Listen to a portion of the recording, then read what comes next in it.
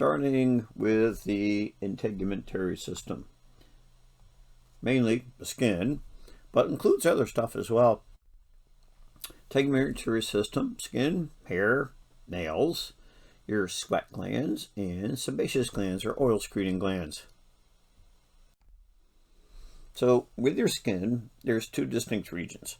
It's really three, but three are epidermis, dermis, and hypodermis. But your book's pretty much got it as two. So epidermis, that's the top region. Remember in chapter 4 we talked about stratified squamous epithelium? That's what this is. So it's avascular, doesn't have a blood supply to it. Dermis, underneath the epidermis. Remember, epi means above. Fibrous connective tissue, yep, got a good blood supply there. And then below the dermis, called the hypodermis, sometimes called the subcutaneous layer, or sometimes they call it the superficial fascia. So it's subcutaneous, like I said, layer deep to the skin. They don't consider actually a part of the skin, but does share some function. For instance, function going to be absorbing fat and insulate with all the adipose tissue within the hypodermis.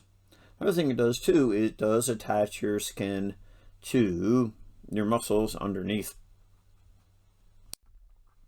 So as you look at the skin, you have your two major regions, even three, but here's your epidermis, stratified and squamous epithelium. Then we have the dermis. So the dermis got two parts. The upper part's called the papillary layer, and then the largest part's called the reticular layer. And then here's your hypodermis. There it is with all the adipose tissue. What else you got in here? Well, there is your hair shaft coming up through. But also, you come over here, you got a bunch of nerves kind of all over the place in here. You got one nerve by your hair shaft. Then you got this thing right there. That little round, like, nerve bulb, you might say. It's called the laminar corpuscle. It's a pressure receptor. Touch and pressure receptors. Also, up here, you got free nerve endings right below the epidermis. Like I said, here's the hair shaft. What's this thing here? These are the oil secreting glands. They go out on the hair shaft and also across your skin as well. What's this coiled up thing over here? Well, that's the sweat gland. I'll talk more about those later. You see, you got all the blood vessels, the arterioles and venules, small veins, small arteries. But also over here, see this little muscle right there? That's called an erector pillae muscle. Look where it attaches. Attaches right there to the hair follicle, doesn't it? And this erector pillae muscle, when it contracts, causes your hair to stand on end or causes goosebumps. So within the epidermis, and it's mostly dead cells, really, keratinized, stratified squamous epithelium. 4 types of cells. Well, the biggest, most common ones called a keratinocyte. Produces this protein keratin that makes your skin tough and waterproof.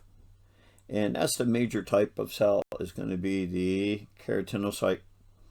And it's tightly connected by desmosomes. We talked about desmosomes earlier on, but the desmosomes like a little spot weld. And they're just sloughing off left and right all the time. Also within the epidermis, they have the melanocytes, which I talked about that already.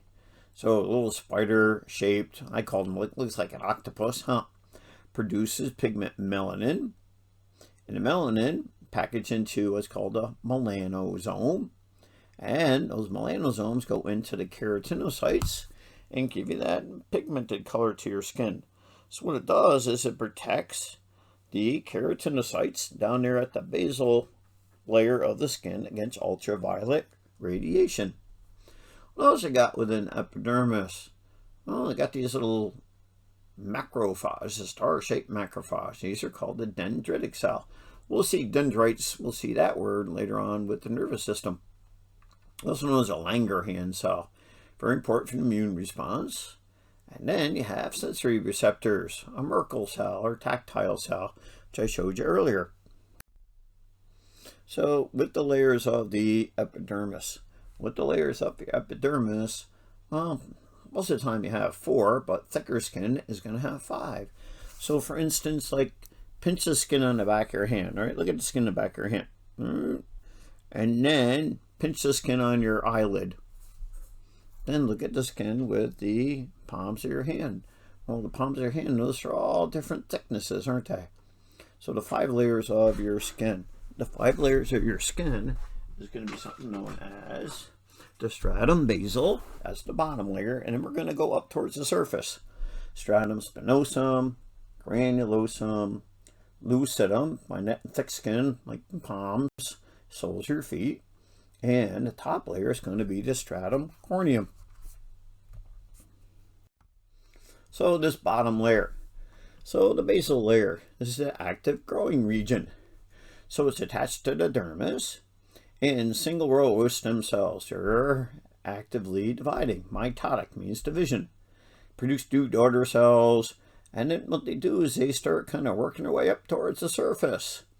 And eventually they're going to fill it with a protein called keratin. And they're going to die off and slough off all over the place. So it takes 25 to 45 days to reach the surface. So here it is. Cell dies as it moves towards the surface. They also call the stratum basal layer the stratum germinatum because it's actively mitotic, dividing. And there's your melanocytes down the bottom. Up to 25% are melanocytes that protect you against ultraviolet radiation.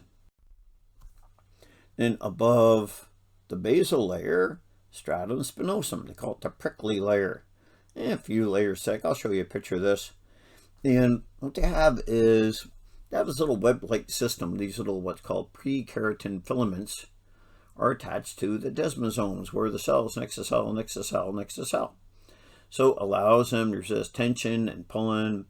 And then the keratinocytes on that layer, which came from the basal layer, look like spiky. Look like little prickle cells, they call them. That's how it got its name, prickly layer. And scattered among those keratinocytes are the melanosomes, member for pigment, and the dendritic cells for the immune response. Now we're going up. Stratum granulosum, granular layer. Now the cells, 4 to 6 cells, they start to flatten out. So the cell is going to flatten and going to start to die. Nuclei, organelles degenerate, or actually disintegrate. And then they start filling with that protein keratin. So they start to accumulate keratin hyaline granules. So they're going to make these cells tough and waterproof. Then anything above this, they're dead. All right, cells above that layer, they die off. This one, they're filling with the keratin. They're flattening down. Organelles are disintegrating, but they're too far away from the capillaries as well. Then you'll find this in thick skin, like your hands, soles of your feet. You have this little skinny little band. It's called the stratum lucidum, a clear layer. Here you'll get maybe 3 rows of flat dead keratinocytes. Then we go up to the top layer, the horny layer, corneum. Whole bunch of flat dead cells. So up to 20 to 30. So anucleated keratinized dead cells. And you've heard of like touch DNA, haven't you? So you're just sloughing off keratinocytes all over the place. And touch DNA is where a person, obviously touches someone and leaves their skin cells because it very easily slough off all over the place. So those dead cells, that whole row of dead cells, 30 dead cells, protect deeper cells from the environment, prevent water loss, protect abrasion, penetration, and they act as a biological, chemical, and physical barrier. So cells change, go through is called apoptosis, right? They call it ptosis, controlled cell death. So apoptosis, controlled cell death. So they're sloughing off, like I said, all over the place. They slough off as dander or dandruff. So what they say with dust. Dust is made up of, dirt, but it's also made of dead skin cells. They're just shedding off all over the place. Look at that. 50,000 dead skin cells everywhere. That's why they say that your mattress gets heavier over the years. And also your pillow gets heavier over the years because what's all over it? Skin cells. That's why they say you're supposed to change your pillow, every 6 months. How's that working for you? As you look at a picture of the epidermal cells, so we come over here. Here's the active growing region, right there. Stratum basal, actively mitotic cells. And they grow, and they grow, and they grow. And then you can see some of them are picking up the little granules. And some of these granules are actually from the melanin, picking up the melanin granules. And then as they work their way towards the top, they start to kind of see how they got the little fused together, right? That little desmosome. And then they start to fill with that protein keratin. So now see how they're kind of flattening out here? Cytoplasm actually starts to more or less disintegrate, deteriorate, and start to fill with more keratohyalin granules. And then as you go further up, here's the stratum corneum. See, these are all dead. So you got maybe like 20, 30 layers of dead cells right here. Then underneath you have the dermis. Flexible connective tissue. Got a whole bunch of cells here, fibroblasts and macrophages, some mast cells. These are the ones that cause your allergic reaction, like for poison ivy, makes you miserable, and some white cells. And these fibers hold everything together, so they call that the hide, right? Makes up the hide that's used to make leather. So it's the dermis. Have nerves and blood vessels, lymph vessels, also your hair follicles, oil secreting glands, and your sweat glands. So you got 2 layers of the dermis. Got the top layer where it meets the epidermis, papillary, and then the reticular layer. So here's the epidermis. There we go. Epidermis underneath right here. Here is your dermis right there. Once again, here's the active growing region. The basal layer works its way up. These are all dead skin cells. All dead skin cells. So the papillary layer, see, you got these little, kind of look like a little bump, doesn't it? I'll explain those to you shortly. But the papillary layer is really not that thick. It's like, probably from here up. So that's the papillary layer. That's the area of the dermis where it meets the epidermis. And then down here, there's the dermal layer. All right, or sorry, the reticular layer. And right in here, see these little fibers? That's elastic fibers in there, see them? So with the papillary layer, that is where the dermis meets the epidermis. So what's in there? Areolar connective tissue with a lot of collagen, some interlacing collagen fibers and elastic fibers. You got some blood vessels. And you got loose fibers, so you can get the phagocytes kind of can patrol through that area, cleaning stuff up. The dermal papilla, that was those little finger-like regions that go up into the epidermis. What's in that? Well, we got capillary loop, free nerve endings acting as touch receptors. So here we got these corpuscles, tactile corpuscles and messenger corpuscles for touch and pressure receptors. Then finger and footprints. Well, in real thick skin, the dermal papilla lie on top of dermal ridges. They give you epidermal ridges. Are these are your fingerprints or your footprints, these ridges. So they're called friction ridges, so you can grab stuff. So enhanced gripping ability. Also contribute to the sense of touch. Also, the sweat pores in those ridges will leave your fingerprint pattern. So the sweat pores leave your fingerprint pattern.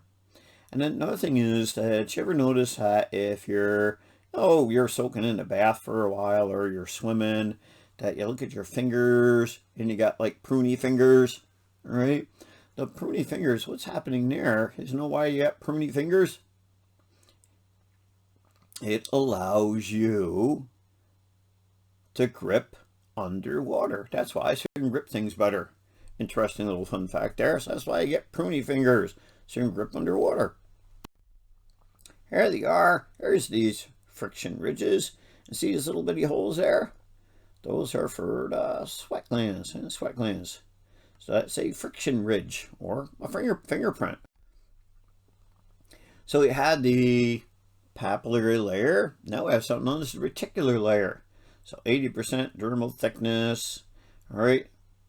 Dense fibrous connective tissue. A lot of elastic fibers for stretch recoil properties for your skin.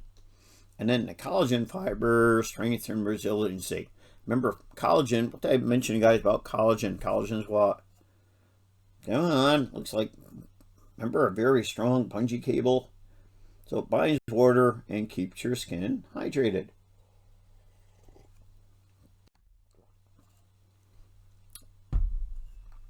Then, within the reticular layer, you have these things called a cleavage line, a tension line. And a tension line, well, you notice that if a patient's going through some surgery, oh, what direction do they make the incision? And actually it has to do with these tension lines, these cleavage lines. What way the collagen fibers are running to the skin surface. You can't see them, but that's why a surgeon, like if they're doing an inguinal hernia, repair, and they gotta, slice open down by the inguinal region. Well, why didn't they go like straight across? Why did they cut that direction? Because if they go right along and they go parallel with these cleavage lines, what way the collagen fibers are running, actually the incision heals better. Here you go. So here's these things called the cleavage line. So once again, say for instance, a patient has a inguinal hernia in this area. Well, look what way they're doing the incision. They're cutting through this way. So it will heal quicker. So that's why surgeons will kind of cut a certain direction, because it heals better or quicker. Then also within your reticular layer, it got these flexure lines. Flexure lines have about palm reading in there. All right, palm reading. Did you guys ever try that? I don't know. There was a lady at the school who used to do it. She kind of scared the crap out of me. She did actually a pretty good job. It's like, okay, which really never believe in that stuff, but she made some interesting, comments when I was reading my palm. But these are flexure lines. So dermal folds over joints. So the dermis tightly secured to the deeper structure. So the skin can't actually slide over for joint movement. So what you do is you get a crease. So you'll see your hands, your wrist, fingers, soles, toes, your elbow, anywhere where you have a joint fold. So there you go. So you'll get flexure lines. Here's all the different flexure lines. There they are. So there you go. There are some flexure lines here. So for willpower, hey, you got to study this stuff. All right, make sure you know all these different lines in here. No, not really. Don't worry about that. But these are your, just lines kind of over a joint. Extreme stretching of the skin will leave these silvery little white scars. Are called striae, stretch marks. So stretch marks. So overstretching of the skin. And then acute trauma to the skin will cause a blister. So a fluid-filled pocket, and it separates the epidermis from the dermis. You've gotten a blister before. What's the first thing you're going to do with that blister? You're going to rip it off your hand, aren't you? And then as you're ripping that skin off your hand, what are you holding in your hand? You're holding what? Epidermis. You're holding epidermis in your hand. There's stretch marks, overstretching of the skin. So, can you name me the different colors of your skin? And you got the different races. So, you have like white. And also you have like, maybe tan or very dark skin. Like, remember, folks around the equator are going to have darker skin to protect them from ultraviolet radiation. So, black skin. But take somebody who's very fair skin. Any other colors they could be? Come on, think. If I drink a lot of carrot juice, what happens if I have really bad heart disease or lung disease and get that blue color? What's that called? Blue color of your skin. What happens if I have too much iron in my skin? What happens if someone scares the crap out of me? What happens if I'm embarrassed? What happens if I have liver failure? So it's all these different colors of your skin. So with the color of your skin, the big one, most common, is going to be melanin. Only pigment made in the skin, made by the melanocytes. Remember, it's protective, shield DNA from sunlight. Sun exposure will stimulate melanin production. And there's different forms of melanin. So there's kind of reddish yellow to brownish black. So there's all different shades of melanin. So all humans, same number of melanocytes, but what makes a difference in the color of your skin is how much melanin they produce. So a freckle and a pigmented mole, that's just a local accumulation of melanin. That's what that is. What other color can you be? Well, we got melanin, giving different colors or shades of your skin. Then we have carotene, yellow orange pigment. You get it from what? Where do you get it from? Come on, carrots, right? Anything that's kind of like a vegetable has got like little orange to it. Remember, I worked with this lady over at Hudson Hospital when I first started doing respiratory care, and she would always drink tons of carrot juice. And you look at her palms, and they would be orange. So what happens is carotene accumulates in the stratum corneum and hypodermis, and it's converted to vitamin A for vision and epidermal health as well. Now remember, eat your carrots, they're good for your eyes. Actually, to help you see better in dim light. They're not going to help you see an eye chart better. Then you got hemoglobin. You get somebody who's very fair skin. All right, we'll give them that pinkish color to someone who's fair skin to have a low level of melanin. So Caucasians, skin Caucasians more transparent, so that hemoglobin shows through in that kind of a pink color. And then, well, excessive sun exposure. What's it do to your skin? It really does a number on your skin. So elastic fibers clump, skin's leathery, can actually depress the immune system, alteration in DNA, which I talked the whole thing on skin cancer. And also, ultraviolet radiation destroys folic acid, which is a water-soluble vitamin. You need folic acid for making DNA, but also you need folic acid for the developing fetus as well, so they don't get, see this thing, NTD. You guys know what that means? NTD? Come on, anybody? Anyone? Anyone? Come on. Neural tube defect, spina bifida. Ever heard of spina bifida? Which I'll explain that later on when we get into the bones in the joints. I'll get back to that one. But more or less, long story short, with a newborn, part of their spinal cord is bulging out of their back. Let's put it that way. There's more to it. Photosensitivity, increased reaction to sun. So I remember a friend of mine was on a sulfa drug, and he was out in the sun. You want to talk a big red rash. So some drugs, antibiotics, antihistamines, make you photosensitive. So you get a red rash. Oh, he was a hot mess. What other color can you be? You know that thing that clip onto your finger, it measures your oxygen level? You've seen them around, haven't you? It's called a pulse oximeter. Well, normally for you and I, it's around 97%. But you put it on a patient and it goes like less than 75. Usually they're going to be what? Cyanotic. One best way to actually figure if a patient's cyanotic, interesting fun fact, is their lower eyelid.